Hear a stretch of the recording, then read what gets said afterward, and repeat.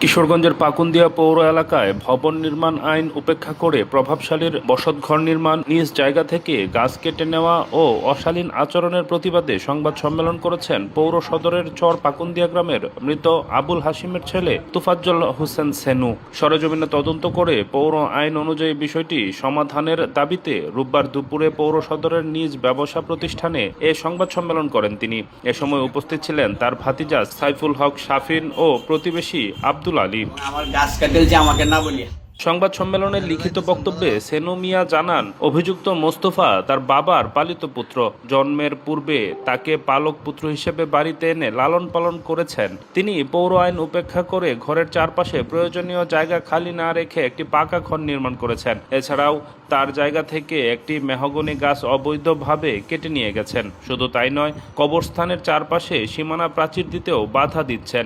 এমনকি তার মায়ের কবর সম্পর্কে অশালীন ও অসন্তোষজনক মন্তব্য করে ও সেনু মিয়ার পরিবারকে মানসিক হেয় প্রতিপন্ন করছেন। তার এমন কর্মকাণ্ডে যে কোনো সময় অপ্রীতিকর ঘটনা ঘটে যেতে পারে বলে আশঙ্কা করছেন তিনি।